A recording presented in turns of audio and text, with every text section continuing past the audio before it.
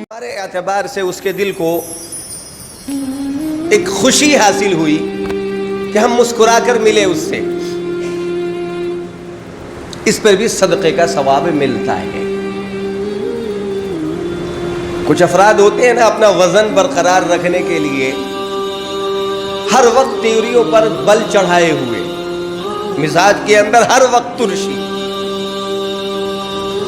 آپ علیہ الصلوۃ والسلام نے زندگی کا ہر طرز ہمیں سکھا دیا۔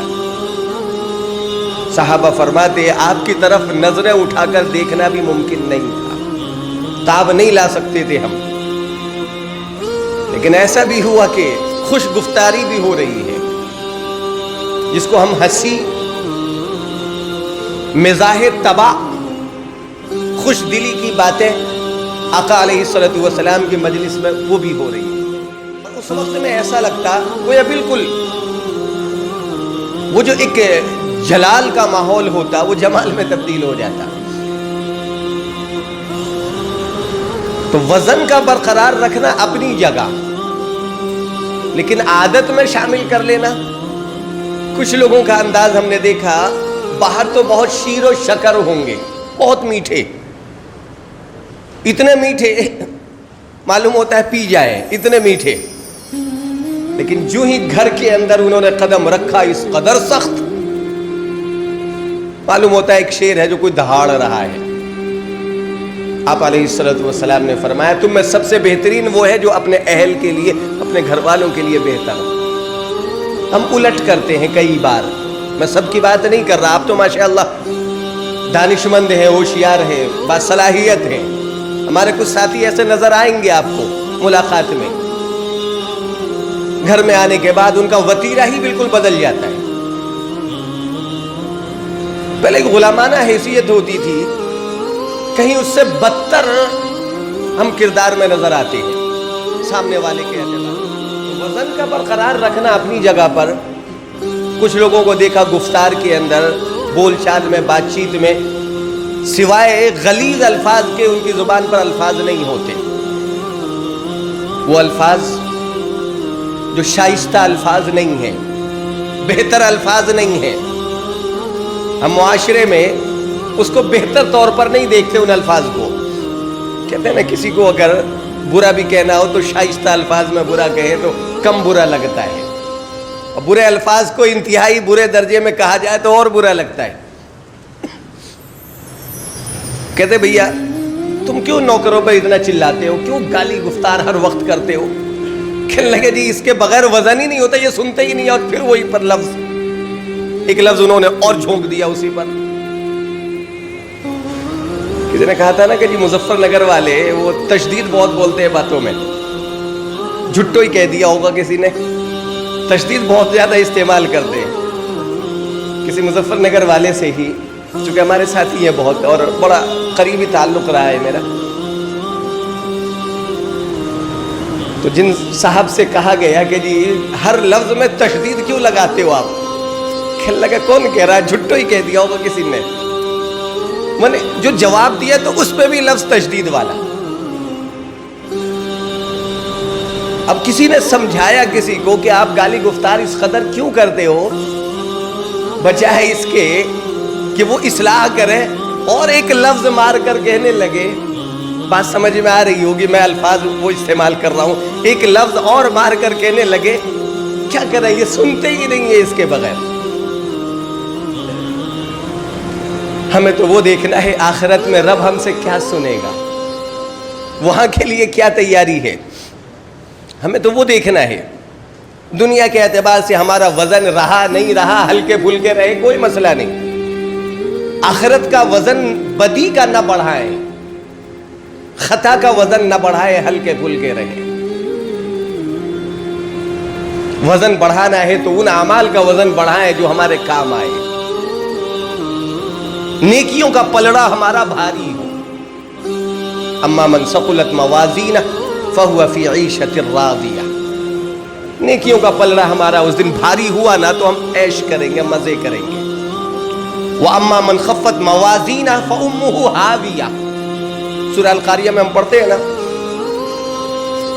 اگر یہ نیکیوں کا وزن ہمارا ہلکا ہو گیا، پلڑا ہلکا ہو گیا، بدی کا وزن زیادہ ہو گیا، فَأُمُّهُ حَاوِيَةٌ وَمَا أَدْرَاكَ مَا هِيَ نَارٌ حَامِيَةٌ، بھڑکتی آگ ہے۔ اللہ حفاظت فرمائے۔ تو ہمیں کچھ اعمال کے اعتبار سے جائزہ لینا ہے، تیاریاں کرنی ہیں۔ خوش نصیب ہے وہ انسان جس کا کچھ تعاون اللہ کے راستے میں اور پھر اللہ کے گھر کے لیے لگ جائے۔ صحابہ کرام رضوان اللہ علیہم اجمعین کو ہم دیکھتے تھے کتابوں کے ذریعے سے، جو باتیں آئیں ہمارے سامنے، کہ اس ماہ شعبان کے اندر نیکیوں کے اعتبار سے اپنے آپ کو بہت آگے بڑھاتے، خرچ بھی بہت زیادہ کرتے، حتیٰ کہ جو زکوٰۃ وغیرہ کا سلسلہ ہے وہ ماہ شعبان میں ہی مکمل کر لیتے۔ ہم ایک نیکی دیکھتے ہیں لیکن اس کے بعد جو اس کے بدلے میں وقت ضائع ہوا اس کو نہیں دیکھتے۔ ایک نیکی تو یہ ہے کہ ہم ماہ رمضان میں اگر کوئی نیکی کا کام کرتے ہیں تو نفل کا درجہ فرض کا ہوتا ہے، ایک فرض کا درجہ 70 کے برابر ہوتا ہے۔ یہ ماہ رمضان کا اصول ہے۔ ہم نے ایک فرض زکوٰۃ کی ادائیگی کی، 70 درجے ثواب بڑھ کر مل گیا۔ لیکن اس کو کیلکولیٹ کرنے کے لیے، رقم منہا کرنے کے لیے، لوگ تلاش کرنے کے لیے، ان تک پہنچانے کے لیے جو وقت صرف ہوا ہمارا قیمتی وقت ماہ رمضان کا، اگر ہم اس چیز سے فارغ ہو جاتے تو وقت ہمارا بچتا اور اس وقت کو ہم مزید عبادات میں لگاتے۔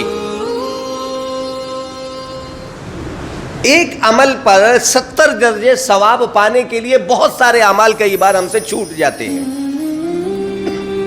لیکن یہ ان لوگوں کے لیے ہے جو چاہتے ہیں کہ وقت ان کا مکمل ماہ رمضان کی مصروفیات عبادات میں گزرے۔ ان لوگوں کے لیے نہیں جن کے لیے جو 11 مہینے کا وقت جیسا رہا ویسا ہی ماہ رمضان کا وقت رہا، ان لوگوں کے لیے نہیں۔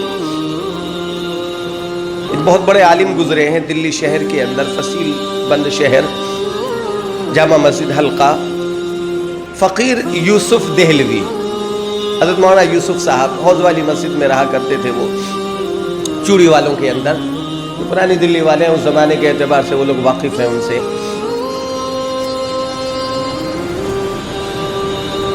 شب قدر کا بہت اہتمام کرواتے تھے وہ، بہت زیادہ، اور باقاعدہ مساجد میں کئی بار گھروں میں بیٹھ کر مذاکرہ کرتے، دینی بات چیت کرتے اور کہتے جاگ لو میاں جاگ لو، یہ جاگنے کی رات ہے، جاگ لو۔ جیسے ہم شب برات کا گزشتہ جمعہ بات آئی تھی نا، شب برات کا اہتمام کرتے، شب قدر کے اہتمام کے لیے بہت وہ کوشاں رہتے تھے اور کہتے تھے کہ میاں جاگ لیا کرو، یہ وقت وہ ہے جو گزر گیا تو دوبارہ وقت ہاتھ نہیں آئے گا۔ زندگی کا بھروسہ تھوڑی ہے، اب زندگی ہے اور کل کو نہ رہے۔ ہم نے سوچا آئندہ سال ماہ رمضان میں شب قدر میں جاگیں گے اور نہ رہی زندگی، اللہ سب کی زندگی میں برکت دے، سلامتی دے، بھروسہ تو نہیں ہے نا۔ وہ کہا کرتے جاگ لو میاں جاگ لو، وہ اپنے الفاظ میں دلی والوں کی زبان میں کہا کرتے میاں جاگ لیا کرو، جاگ لو، بچوں کی طرح پڑھ کر سنا رہی ہوں تو میں جاگ لو، وہ اپنے الفاظ تھے ان کے۔ شتلی قبر کے اندر ایک مرتبہ وہ گزر رہے تھے، شب قدر کی بات ہے ماہ رمضان میں، ان راتوں میں سے جس میں شب قدر کو تلاش کرتے ہیں۔ کچھ لوگوں کو دیکھا بیٹھ کر تاش کی پتیاں کھیل رہے ہیں، ماہ رمضان شتلی قبر کی بات ہے، ان کی زبانی میں نے سنا، جو ان کے الفاظ تھے۔ ان کا کمبخت کیا کر رہے ہو، یہ ماہ رمضان شب قدر والی رات، اس شب جس کو قدر والی شب کہا جاتا ہے، اس میں بھی تمہیں چین نہیں ہے۔ کہنے لگا مول صاحب آپ نے ہی تو کہا تھا جاگ لو، ہم جاگ رہے ہیں بیٹھے ہوئے۔ کہنے لگا کمبخت تو یہی جاگنے کے لیے کہا تھا میں نے تمہیں۔ تو ان لوگوں کے لیے ہے یہ بات جو واقعی ماہ رمضان کی عبادت کو عبادت سمجھ کر، اس کے وقت کو قیمتی سمجھ کر مصروف رہتے ہیں، ورنہ جن کے لیے عام دنوں کی طرح ماہ رمضان کے دن ہے تو پھر ان کے لیے تو یہی ہے کہ یہ عمل تبھی کر لے، کم از کم ایک فرض 70 فرض کے برابر اس کا درجہ تو حاصل ہو جائے گا۔ صحابہ کرام کی عادت تھی اور ان کے بعد اکثر دیکھا یہ ایک عادت تھی کہ ماہ شعبان میں ہر چیز سے فارغ ہو جاتے ہیں، جیسا کہ یہاں بھی کوشش ہو رہی ہے ماہ شعبان میں ہی ان چیزوں سے فارغ ہو جائے۔ اب ہمیں اس سلسلے سے مسجد کے اعتبار سے بھی کہ عبادت کے لیے نیچے ہی ہم باقاعدہ یہ تام جام ہٹے اور ہم باقاعدہ ٹھیک طور پر عبادت میں مصروف رہ پائیں، ہمہ وقت مساجد کی خدمات ہم لے پائیں، تو اس کے لیے آپ کے تعاون کی یقیناً ضرورت ہے، جیسا کہ آپ اب تک تعاون کرتے چلے آئے ہیں۔ ہم نے کہا نا خوش نصیب ہے وہ انسان کہ اللہ کے راستے میں اور پھر اللہ کے گھر کے لیے جس کی مالیت لگ جائے، جس کا تعاون لگ جائے۔ یوں تو یہ ہمارے پاس جو اللہ نے عطا کیا ہے اسے تو خرچ ہونا ہی ہے، یا ہم خرچ کر لیں یا ہمارے بعد دوسرے خرچ کر لیں، قبر میں لے کر تو جانے سے رہے۔ کون بندہ ہے جو اٹھا کر گٹھڑی اور باقاعدہ وہ کارڈ سمیت وہ اندر چلا جائے کہ یہ تو بس میرے ہی لیے۔ ایک وقت وہ آئے گا ہم نے اگر خود اس کو استعمال نہ کیا، چاہے اپنی ذات کے لیے یا آخرت کے اعتبار سے، دنیا کے لیے یا آخرت کے لیے، تو پھر دوسروں کے لیے بطور حفاظت ہم مقرر تھے اس مال پر، ہمارے بعد دوسرے برتیں گے اس مال کو۔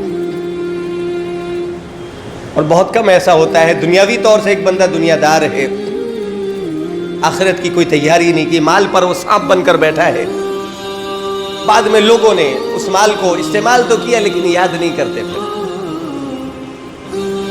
اس اعتبار سے جو یاد رکھنے کی ضرورت ہے ان موتا کے لیے جو مرحومین ہیں، تو یہ کبھی یاد آ گئی، یہ لفظ کہہ دیا، لیکن اب اس کے سلسلے میں کچھ کام بھی تو کرنے ہوتے ہیں۔ بہت کم ایسا نظر آیا ہے کہ لوگ کام بھی کر رہے ہوتے ہیں اس مال کو استعمال کر کے۔ تو اسی لیے ماہ شعبان کا یہ آخر چل رہا ہے، کوشش کریں کہ ہم جو تعاون کی ضرورت ہے، جس پر ہم نے مضمون شروع کیا ہے اصل آج کا، مسجد کے لیے آپ جہاں تک ہو سکے کام کو سمیٹنے کے اعتبار سے تعاون ضرور، کہ اللہ کے گھر کی بات ہے یہ ضرور پیش کریں۔ یہ اللہ کا گھر ہے، ہم نہ کریں گے تو کوئی نہ کوئی اور کر تو دے گا نا۔ وہ اپنے گھر کی ضروریات کو نہیں روکتا، حفاظت کی بات آتی ہے تو وہ حفاظت کرتا ہے۔ ایک الگ بات ہے کہ ہم یقین کے اس مرحلے سے پرے ہو گئے ہیں، جو یقین ان کا تھا جو اہل ایمان میں نہیں تھے۔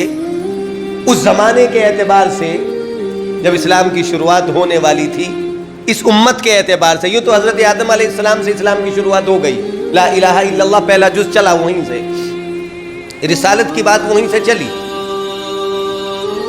لیکن ہماری امت کے اعتبار سے جو شروعات ہوئی ہے، اس وقت میں جو لوگوں کا یقین تھا، ان لوگوں کا جو اہل ایمان نہیں تھے، اس یقین کے درجے پر اس کا ایک شائبہ بھی اگر ہمیں حاصل ہو جائے، اس یقین کے درجے پر آ جائے، یقیناً مدد آج بھی ہماری منتظر ہے۔ نصر من اللہ و فتح قریب، اللہ کی مدد، اللہ کی نصرت یقیناً قریب ہے۔ شرط یہ ہے اطمینان و اعتماد کے ساتھ ہم لینے والے بنے۔ ایک چھوٹی سی مثال دے کر اپنی بات روک رہا ہوں۔ ایک بہت بڑے بزرگ تھے، سفر کر رہے تھے، وہ حضرت مالک ابن دینار رحمۃ اللہ علیہ ان کا نام تھا، ساتھ میں ایک بندہ اور بھی تھا، سفر کر رہے تھے، پانی وانی تھا نہیں ساتھ میں، اور پیاس لگ رہی تھی، بہت سخت پیاس لگ رہی تھی۔